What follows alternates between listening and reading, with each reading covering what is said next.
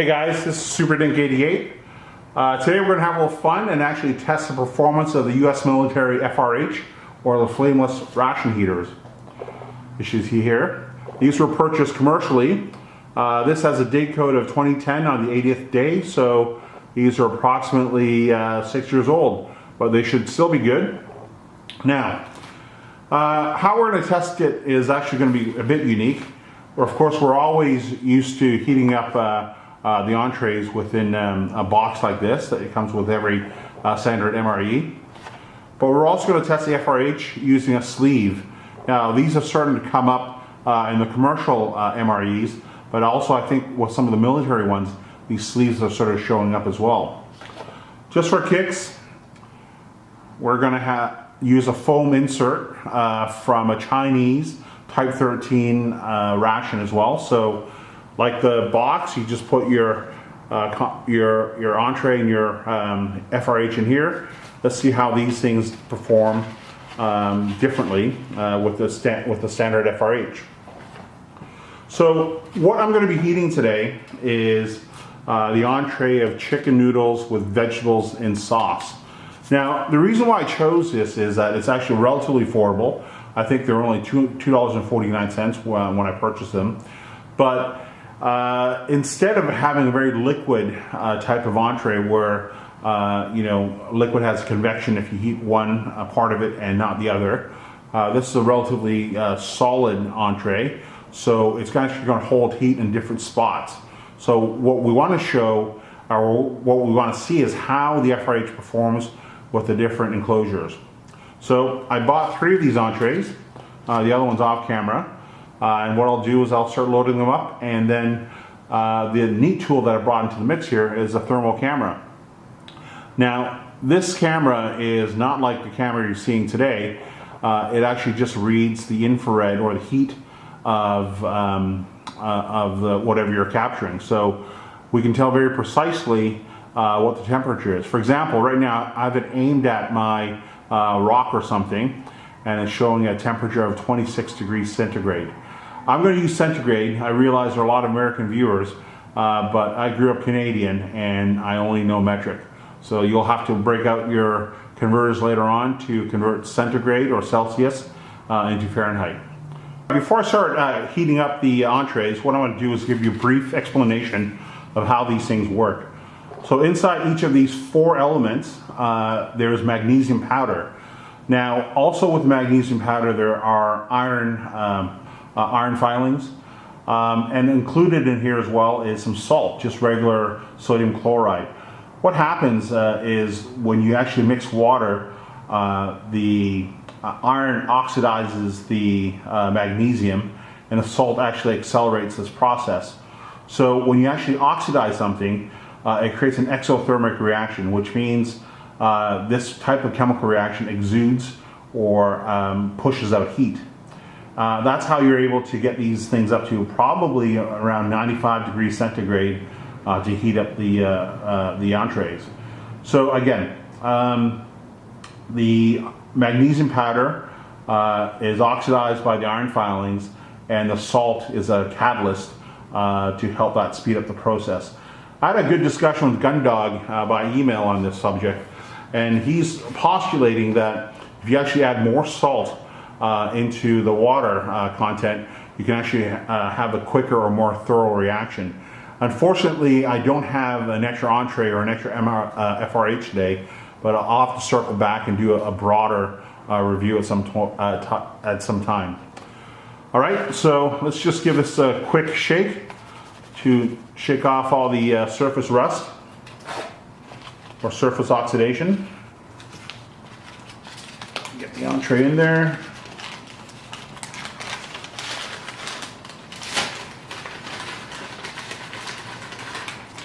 Now, I've had a couple duds with this, so I want to make sure I have enough water on this one. All right, that should do it.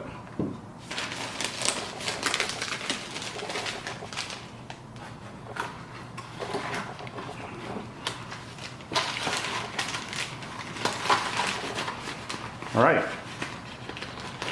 let's just rock this back and forth to make sure that the water reaches all the 4 elements.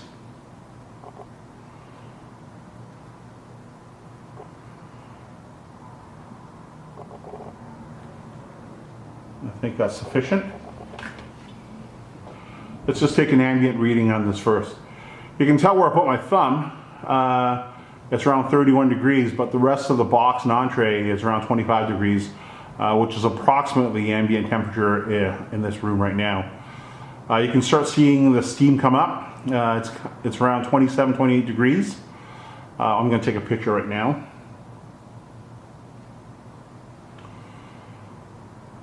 So you can actually start seeing the heat generated start coming up and seeing the steam at the top, 28, 27 degrees versus 26, 25 below. If we turn this over and take a look at the back, again with the thermal camera, you can actually start seeing the four elements of the heater start working. Up top you can see it work. This is the second one, third, and the fourth. So let's start the timer of 12 minutes. And I'll circle back with you at 6 minutes. We're coming up to halfway point at 6 minutes of a 12-minute reheat cycle. I'm just going to take a quick picture first before I share it with you. As you can see on the camera, the top of the box is quite hot. The entree at the bottom is still relatively cool. It's still around 26 degrees, but the sides are 37, 38. Again, 30s all around. As you can see, the heat starting to envelop the whole entree. I predict that this will heat up over time, but whether it's uniform or not, I don't know. I'm going to flip this over just to show you what the other side looks like.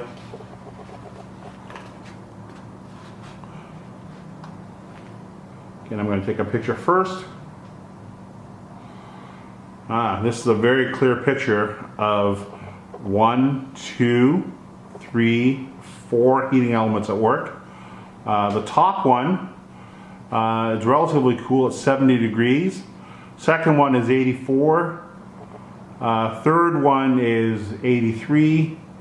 And the bottom one is 90. So they're all approximately, except with the exception of the top one, approximately the same temperature. So they're definitely heating this entree uniformly at this time. So what we'll do is let it heat up for the rest of the 4 minutes and 40 seconds left, and we'll take it from there. We're coming up to the end of our cycle, so let's take another shot first.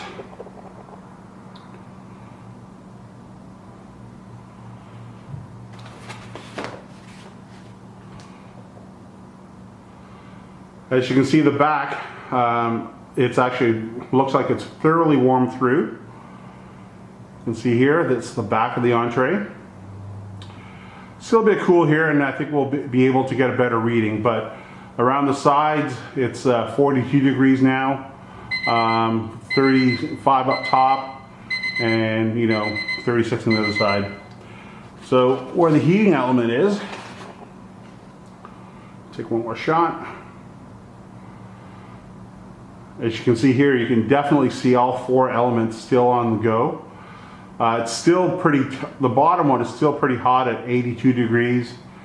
Third one is 72, 70 on the second one, and the first one is still hopping along 61. So these are starting to lose their energy. So we're really at the end of the cycle, and this is the typical time that you would expect somebody eating an MRE to heat up their ration. So what I'm going to do is take it out and take an internal temperature inside the pack. Remove this.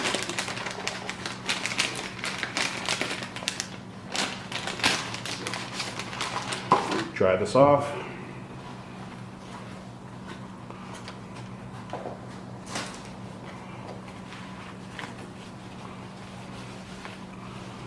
You can actually physically feel that it's colder on one side versus the other. So this is probably the back side, as you can tell. It's very cold on here. So this is the bottom. This is the top of the back side. If we look at the heating element side, much different story. On the outside, you know, the hottest temperature is at the bottom where the heating element makes contact, and that's at 54 degrees Celsius. And on the left side, the top side, it's 44, so there's quite a bit of temperature variation. Before my battery dies, I'm going to take an internal temperature. So I just opened it up. You can definitely see where the bottom is versus the top. So the bottom is, you know, on the inside, you know, 46 degrees. Sorry, I can't quite see this. 46 degrees. In the middle, it's around 37, and at the top, it's around 29. So again, the bottom around, you know, 44, 45 degrees. In the middle, around 36, and the bottom 30. So I'm going to take a picture here just to show you the wide variance in the temperature.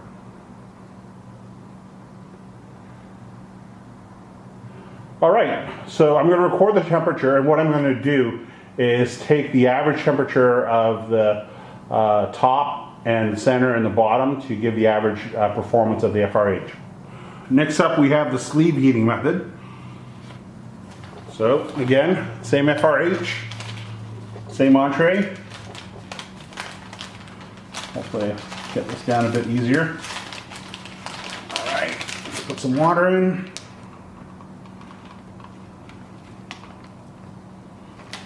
All right, looks like just the perfect amount. Give it a bit more. Center of the pad.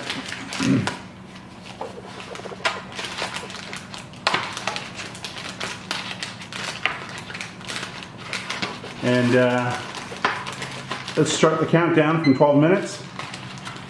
Again, the instructions say lay it flat for approximately a minute, just to make sure that every part of it's nice and wet. Again, let's check the thermal camera. Oops. You can start seeing that the top element's starting to work. And I'm just going to take a picture of this right now. It's still pretty cool, 24 degrees, 25 degrees, nice and cool on the bottom. That's from the water. And it's already 55 degrees on the edges, which is pretty effective. So it looks like the steam is escaping at around 40, 44 degrees up top. All right. Give it another 10 seconds, we'll prop it up, and then we'll turn it over to give you a good view. You can hear it sizzling now. All right. So if we look at where the heating element is, wow, it's starting to really come alive. Temperature here is already 93 degrees, 94. I had a peak of 95 degrees, so this is starting to really heat up. So again, you can start seeing the elements 1, 2, 3, and 4. So I'm just going to turn this back over, and I'll check in at 6 minutes. All right, we're coming to 30 seconds left on the heating cycle for this ration. Just looking through the thermal cameras, again, you can see it looks like the entrees heat up pretty thoroughly through. On the right side, it's still, still above, 50. I saw 58 degrees there, centigrade. Looks like it's fairly warm, but looks like it's still pretty cool at the bottom and the top. Let's just flip this over. Again, the heating pattern looks the same. It didn't look like the right side activated at all.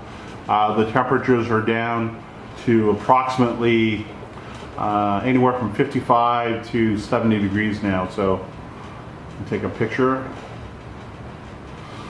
and I'm going to open this up now. Just for the record, comparing the box temperature, or the entree heated up in the box. The left side at 45 degrees centigrade, center at 37, and the right side at 30. I'll have more accurate readings for this after I take a look at the photographs, because I'm able to actually take a look at the thermal or the temperature of specific areas using the software that's provided by FLIR. Let's take this out.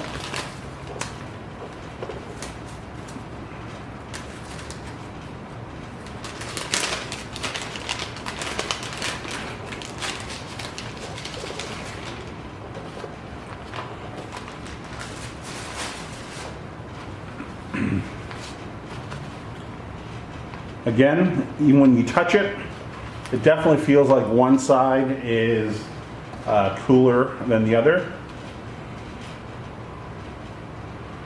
You have temperature, external temperatures around 50 degrees. I don't know if you can tell with the camera angle.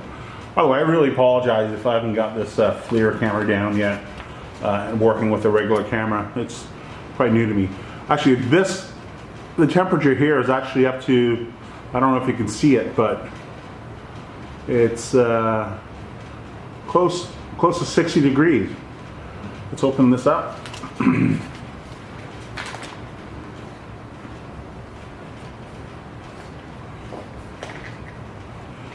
How I've been keying this is that the C has been the top, so you can always tell what side is the top. I've been using the C and the word chicken at the top.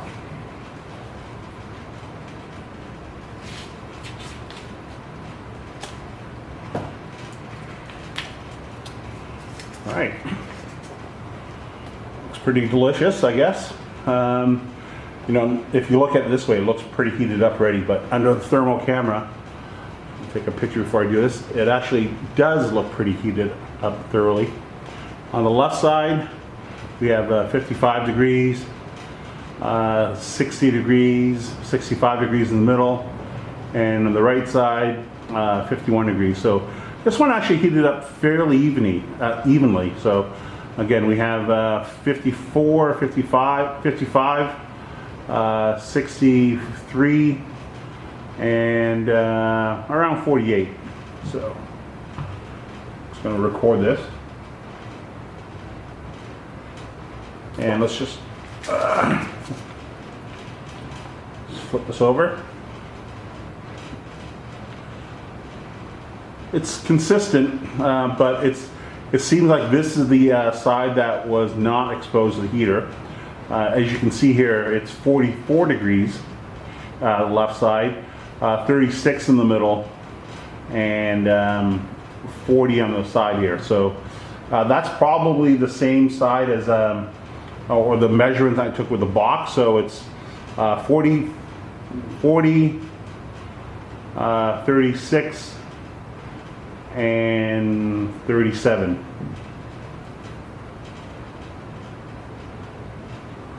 We're coming up to the final part of the experiment. As I was saying earlier, you can see the powder really shift around from the left and right in there. So if you try to balance it out, I guess we can try to heat it up a bit more uniformly. Let's just put the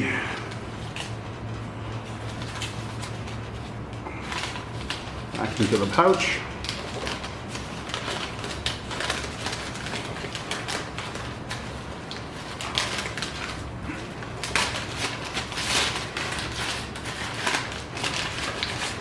Now, before I add the water, again, what I'm using, this is a foam sleeve from People's Liberation Army Type 13 ration. So I removed the meal and the FRH that they have, and I'm just using a sleeve from there, and hope to see if it actually affects the performance. So let's fill in some water.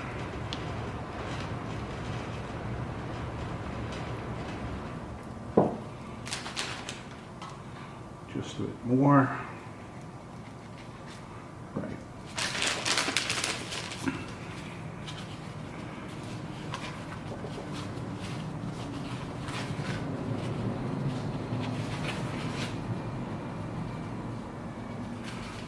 Kind of tricky doing this one-handed. So heating elements on this side, and again, oops, we'll lie this down for a minute. to make sure that the water thoroughly gets in there. Now, one of the videos I'm planning to do in the near future is actually to compare the flameless ration heaters from all the different military rations that I have access to. I have Lithuanian, thanks to Gundog. I have a couple of the JDF, the Japanese Defense Force rations. I have some really hot commercial rations or commercial FRHs that I'd like to put to the test. So obviously we have the Chinese ones as well. So we'll put this all together and let's just do kind of a bake-off as to who can get the temperature of the entree up quicker. What I'll probably end up doing is using, again, the same type of entree to make sure that we do things fairly. All right, we're 1 minute into it. It's thoroughly mixed. As you can tell here, the temperature is actually quite hot. It's already 68 degrees, and it looks like it's coming around the side. So I don't know if this is just steam that's causing this. This is definitely not it's 7 degrees. This is definitely not the entree itself being heated. So if I just push down on it, I bet you'll cool down. So it definitely feels like the steam. Let me just take a picture and then I'll turn it over. As you can see, visually, it looks very hot versus the sleeve or the box of the US standard US military issue. You look at the back side where the heater is, it is thoroughly engrossed in heat. So the hot spot here is 80 degrees, and this is just 1 minute in. And we have 80 degrees here. It's pretty uniform. I'm going to check back probably within a few minutes. Let's let it start warming up here. I'll be right back at 6 minutes. We are at around 6.5 minutes ago. Wow, one thing is really amazing I want to show you here is that with the foam sleeve, it is just hot. I peak temperatures of almost 80 degrees here. It's still a bit cool here, but that's where likely most of the entree is. But one thing is clear is the packaging itself is a lot hotter than the sleeve or the box. So I'm wondering if it's actually being inefficient by dissipating a lot of heat because it's using the same heater pack as I use in the sleeve and the box, but man, it's a lot hotter on the outside. Look at this one. I mean, on the outside here, it's almost uniform. You can't tell the heating elements apart. It's 80 degrees still, so it's still quite warm. So let's let it warm up for the rest of the time. And what I'll do is I'll take a measure of the temperature inside the ration pack, which is ultimately the most important thing because that's what you're eating. So let's flip this back over and I'll check back in 5 minutes. As we head towards a countdown of the final 2 minutes of this entree heating up, I want to go through the methodology of how I'm going to, I want to make sure I'm still alive here, of how I'm going to calculate the data. On my little crib sheet here, basically I have 3 options, which is box, sleeve, and foam. And I basically have, it's my fault, I measure the cool side of the entree with the box, which means I measured the side where the heating pad did not touch the ration. It was the opposite side. In fact, that's probably where when you eat a US MRE, that's when you usually eat the cold bits versus the warm bits. So in terms of using the testing methodology, what I'm going to do is use a cold side data only. As you see with the sleeve, the hot side data where the entree actually touched the heating pad, it's significantly hotter than the cool side by 15 degrees centigrade.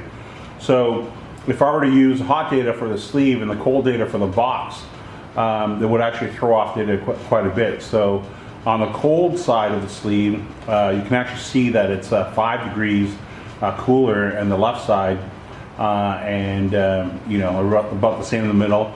And this could be, it's actually higher on the right side, but it could be the function of where the powder was. So On the foam side, I'll take measurements of both, but I'll use the cool side to calculate the data. We're coming up to 30 seconds left to go. Let's just take another shot at the entree. It's actually quite warm except for this part here. I'm guessing that's a sticker that's not transmitting the heat. On the back side, it still looks pretty warm altogether, but the temperature is dropping slightly, maybe by about 5 degrees centigrade.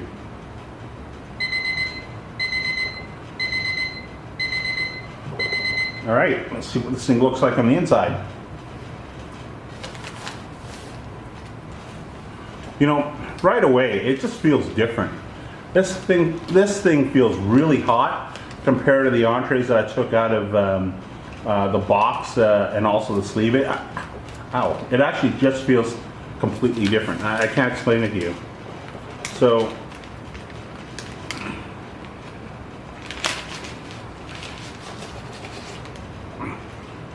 I don't know if you can tell from the picture here or the video here, but the contents have actually shifted due to the gravity because it's less viscous, and it is piping. Oh, it is piping hot versus the box and the sleeve. So you know, we can definitely say that we got lucky with this one, but I don't think that's the case.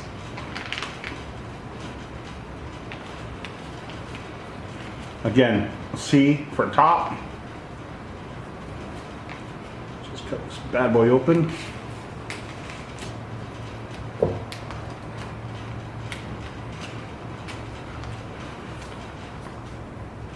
This is so hot that I can't handle it like the other ones.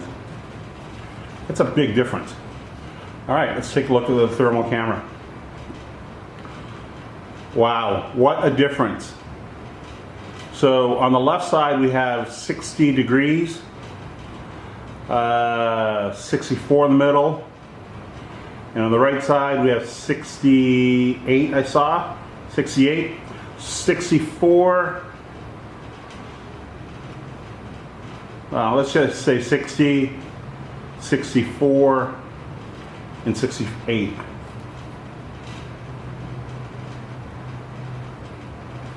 So again, this was the top, this was the bottom. The bottom was at least 8 degrees centigrade higher. So let's say, flip this over, see if there's any difference.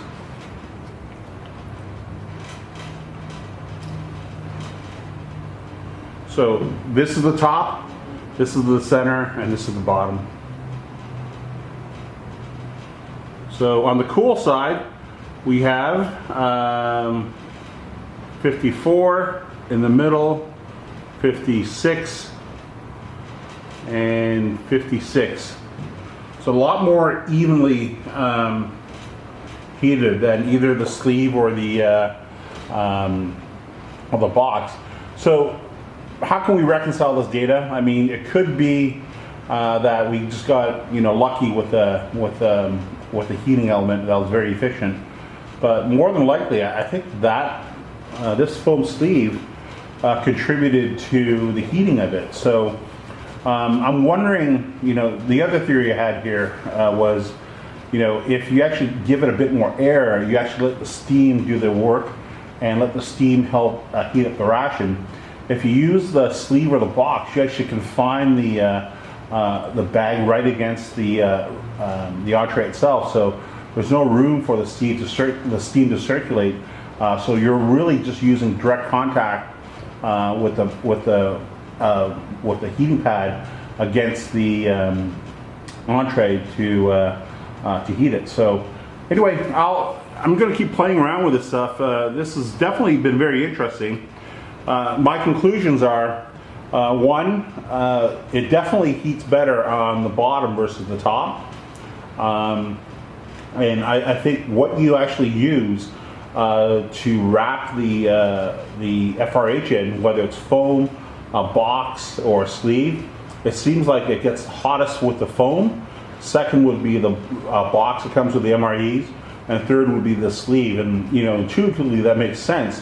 But I really want to check out this angle a bit more, where if you actually have a bit of room or a bit of gap around the entree and the heater, that it will actually heat it up more efficiently. Anyway, this is Super Dink 88 saying goodbye, and I'll probably do a few more of these ration reviews shortly. I actually have a pretty busy travel schedule, so this is a hobby for me, so I don't get to do this much as I don't get to do this as much as I want. But thank you for watching. Thank you.